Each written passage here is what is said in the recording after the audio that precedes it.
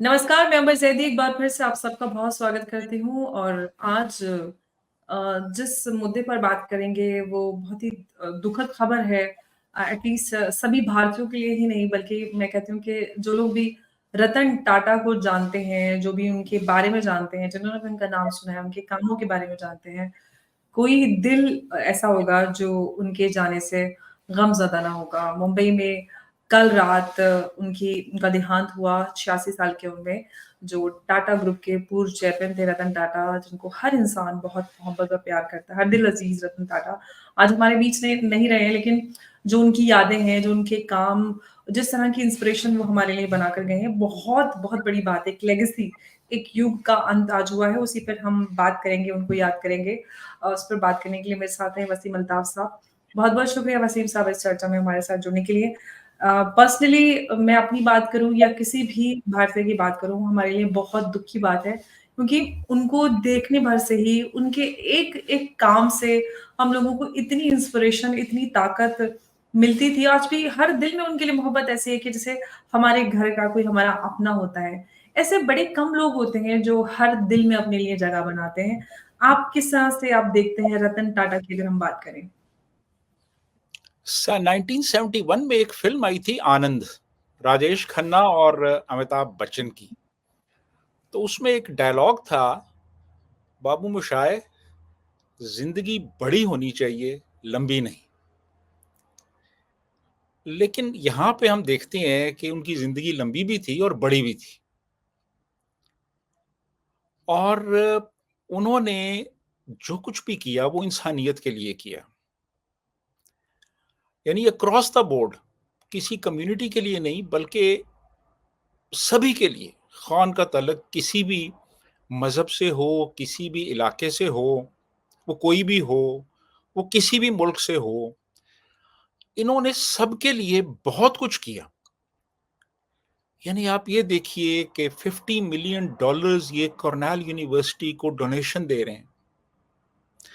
इनके जो टाटा ग्रुप है उसकी इस वक्त मार्केट कैपिटलाइजेशन $403 बिलियन है। और हर साल इनकी इनकम जो होती है वो $100 बिलियन के करीब होते हैं, इनके रेवेन्यूज जनरेट होते हैं। और उसका 66%, 60 यानी ₹100 में से ₹66 चैरिटी और फिलंथ्रोपी में जा रहे हैं। आप मुझे बताएं कि कौन है ऐसा बंदा, कोई मुझे आप कोट करें कि जिसके 66%, कोई ऐसा ग्रुप हो कि जिसके 66%, यानी बच्चों को स्कॉलरशिप्स मिल रहे हैं। ठीक है जी, जेनेटिक्स पे रिसर्च हो रही है, आईटी पे रिसर्च हो रही है, अस्पताल हैं, बेवाओं के लिए इमदाद है, वोकेशनल ट्रेनिंग है, पता नहीं क्या क्या कुछ। और हर जगह पे, यानी पूरे इंडिया में, दुनिया में, ये जो टाटा ग्रुप है, ये इनकी फिलंथ्रोपी जारी है, इनकी जो चैरिटी है वो चल रही है। और आप गिन नहीं सकते कि कितने एरियाज में ये इंसानियत की भलाई के लिए काम कर रहे हैं। तो बहुत बड़े आदमी थे जी, बहुत ही बड़े आदमी थे। और आप देखिए कि इन्होंने जो इनकी जो शख्सियत थी, आप देखें कि उसमें ह्यूमिलिटी थी, टॉलरेंस और पेशेंस थी, कोई एरोगेंस नाम की चीज नहीं थी। और इन्होंने बताया कि आप अपने हार्डवर्क से, परसिवियरेंस से और अपनी इनोवेशन से, अपनी ऑनेस्टी से आप कंट्रीब्यूट कर सकते हैं इंडिविजुअल लेवल पे, नेशनल लेवल पे और इंटरनेशनल लेवल पे। ये वो शख्स हैं जिनका अभी इंतकाल हुआ है, रतन टाटा। ये हम उनकी बात कर रहे हैं। आपकी आवाज नहीं आ रही। जी, मैं बोल रही हूँ रतन टाटा एक ऐसी मिसाल है कि उनके किसी भी लाइफ के किसी भी एस्पेक्ट पे बात करें, हर एस्पेक्ट एक मिसाल के रूप में देखा जाता है।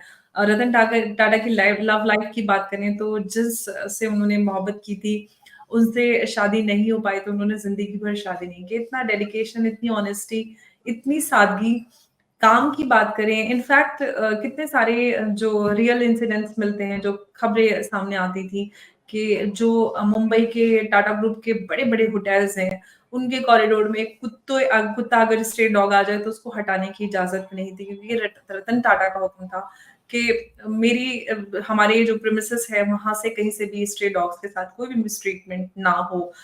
इंसान तो छोड़िए जानवरों के लिए भी इतना कंपैशन और अपने कुत्तों के बीमारी की वजह से जो बर्मिंघम पैलेस में उनके ऑनर में एक अवार्ड फेलिसिटेशन रखा गया था, उस तक को उन्होंने स्किप कर दिया था, की तारीफ प्रिंस चार्ल्स ने भी की वजह जानने के बाद कि इंसान होते हैं ऐसा।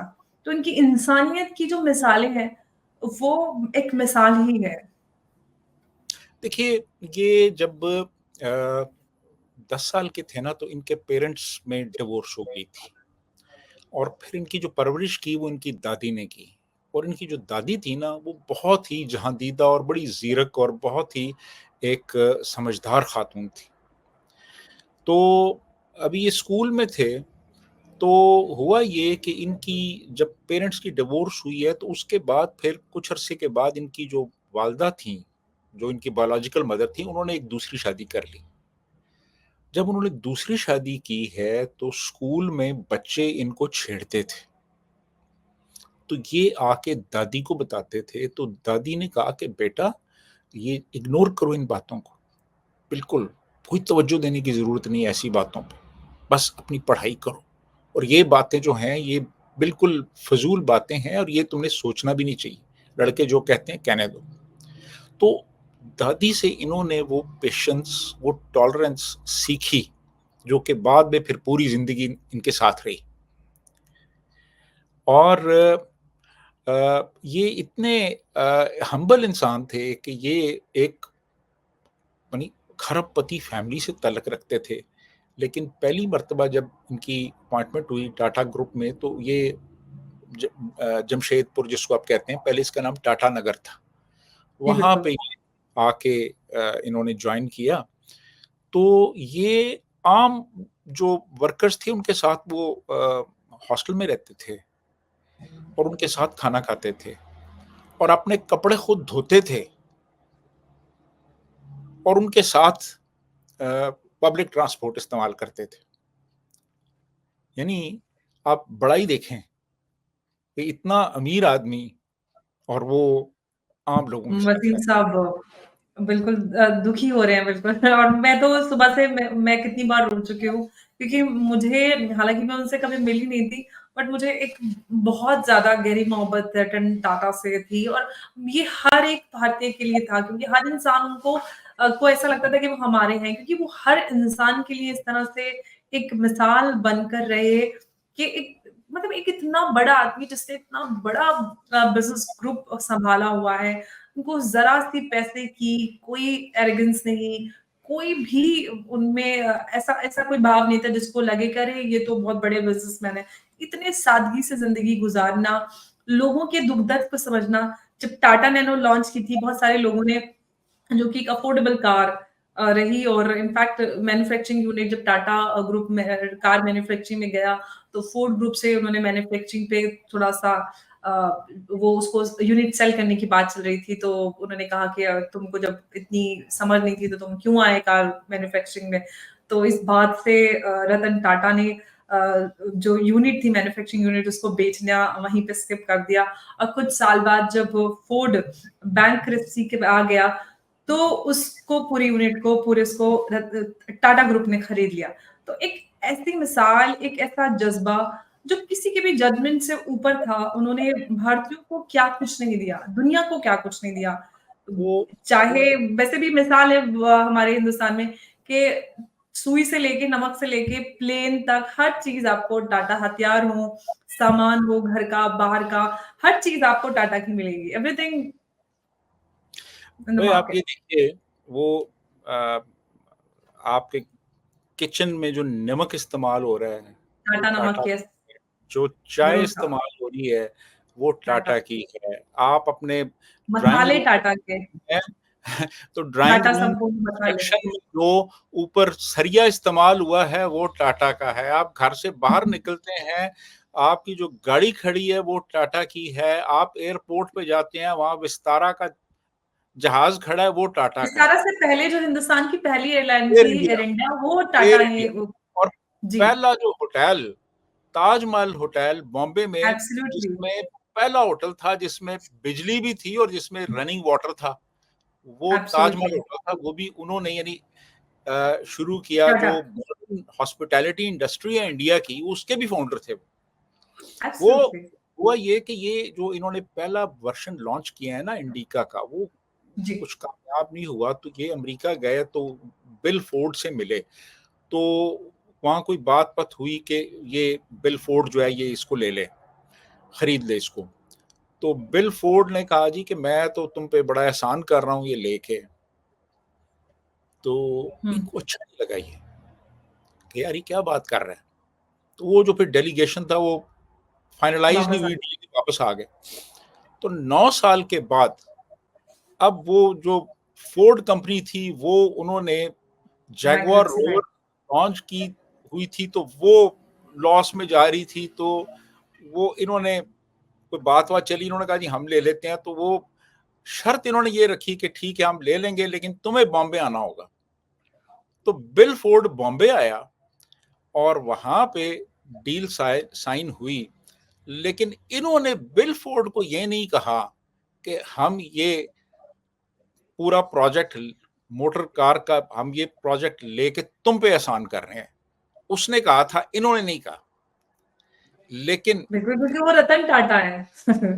जी, वो हाँ रतन हाँ टाटा थे, हाँ, एग्जैक्टली। एब्सोल्युटली, यानी आप देखें ना, ग्रेटनेस देखें। तो इन्होंने एब्सोल्युटली, वो फिर ले लिया वो सारा, और वो अब इंडिया में वो जो है वो गाड़ी एब्सोल्युटली, जैगुआर जो बड़ी प्रीमियम कार्स होती हैं, महँगी कारें, रही है। हाँ जो बिल्कुल, बनती हैं जैगुआर जैगुआर्स की, रोवर।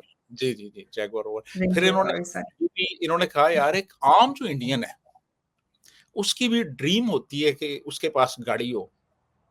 तो फिर इन्होंने 1 लाख रुपए की गाड़ी जो है नैनो, नैनो, टाटा नैनो, वो, हाँ वो लॉन्च की।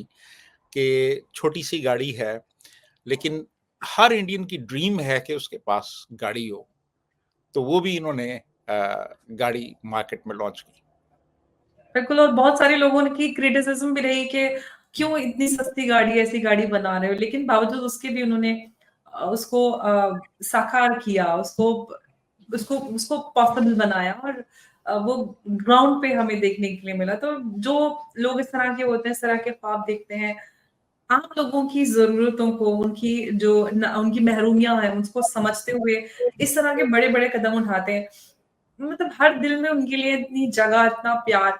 आज से पहले जब एपीजे अब्दुल कलाम आज़ाद गए थे, सिमिलरली आज बिल्कुल वैसा ही हर एक भारतीय के लिए है, क्योंकि वो भी उतने ही हर इंसान को, हर भारतीय को उतने प्यारे थे जिस तरह से, क्योंकि वो भी इतने ही ज़्यादा थे, बहुत ज़्यादा। हर वो बच्चों के बीच में एकदम बच्चों की तरह बात करते थे। और कितना मतलब मैं अपने आप को, अपने देश को बड़ा भाग्यशाली समझती हूँ कि हमारे देश में इस तरह के लोग हैं जो पूरी दुनिया के लिए मिसाल है। मतलब एक बहुत दुःख का दिन है हमारे लिए कि रतन टाटा जैसे लोग वो ज़िंदा ही थे, तो हमारे लिए बहुत बड़ी बात थी कि हम सबके बीच, हालाँकि वो एक्टिवली टाटा ग्रुप में अभी काम नहीं कर पा रहे थे अपनी एज की वज़ह से और बीमारी की वज़ह से, लेकिन उनका होना ही बड़ी बात थी। ऐसे लोगों का जाना बड़ा दिल को ऐसा भारी कर देता है कि क्यों, ऐसा क्यों? हमेशा ये दिल चाहता है कि हमेशा हमारे बीच रहें। जी बिल्कुल बिल्कुल, इसमें कोई शक नहीं है। यानी ये वो लोग बिल्कुल, होते हैं जो जो इंटरनेशनल सिटीजन होते हैं। एब्सोल्युटली, वो इंडियन नहीं थे, वो पूरी दुनिया के। बिल्कुल, बिल्कुल, हर इंसान। अच्छा, पाकिस्तान में रतन टाटा की जाने को लेकर, उनकी मौत को लेकर किस तरह का रिएक्शन लोगों के बीच आप देख पा रहे हैं, सुन पा रहे हैं? असल में देखिए मेजॉरिटी जो है वो तो बहुत ज़्यादा उनके हवाले से नहीं जानती। वही लोग जानते हैं जिनको कोई इंडियन पॉलिटिक्स या इंडियन जो भी स्टेट है या उसके अंदर जो कुछ हो रहा है उससे कुछ इंटरेस्ट है या जो भी। जी, लेकिन बहरहाल जनरली हमारा जो एक जनरल व्यू है ना, वो बड़ा पॉजिटिव है इन लोगों के हवाले से। ये वो लोग हैं जिन्होंने एक मुल्क, एक नेशन बिल्डिंग में बड़ा एक इम्पोर्टेंट रोल प्ले किया और एक अच्छा इनके बारे में लोगों को ओपिनियन है और बड़ी इज्जत की निगाह से देखा जाता है उन लोगों के नज़दीक जो कि इनको जानते हैं यहाँ पे। और मैं समझता हूँ कि 2 पारसीज़ और दोनों गुजराती, एक सैम मानेकशॉ और एक रतन टाटा, यानी इनकी बेपनाह कंट्रीब्यूशन आपके डिफेंस को नाकाबिले तस्खीर बनाने में सैम मानेकशॉ का हाथ और आपकी इंडस्ट्री को स्टैब्लिश करने में और फिलंथ्रोपी में रतन टाटा, इन दोनों ने, मैं समझता हूँ सुनहरी हरूफ में इनका नाम लिखा जाना चाहिए, इन दोनों का। जी। एब्सोल्युटली बिल्कुल वैसा ही है और मुझे लगता है अगर सुनहरों से भी ऊपर कुछ है, तो वो रतन टाटा है, उनका नाम है, उनकी पर्सनैलिटी है। वो मतलब एक बियॉन्ड द एक्सप्रेशन मुझे कोई लफ्ज़ नहीं मिल पा रहे हैं कि मैं किस तरह से आपको बताऊँ कि हर भारतीय किस तरह से सोचता है, किस तरह से मानता है रतन टाटा को लेकर। तो उनका जाना हमारे लिए एक बहुत बड़े दुःख की बात है। हर इंसान के लिए मुझे लगता है, ना सिर्फ़ भारतीयों के लिए, जो भी रतन टाटा को जानता है, उनके कामों के बारे में जानता है। हर इंसान को बड़ा दुःख है उनका जाना। और मुझे शब्द नहीं मिल पा रहे हैं कि मैं किस तरह से अपनी बातों को कंटिन्यू करूँ, किस तरह से मैं अपने जज़्बात एक्सप्रेस कर पाऊँ। और मैं समझ पा रही बहुत दुःख में डूबा हुआ है। मुंबई में पूरी तरह से आज मुंबई बंद है क्योंकि पूरा क्योंकि आज शोक में पूरा मुंबई ही नहीं बल्कि पूरे हिंदुस्तान है, लेकिन मुंबई पूरी तरह से आज बंद है, रतन टाटा के जाने के गम में। और ये जाना हमारे लिए बहुत बड़ी दुःख की बात है।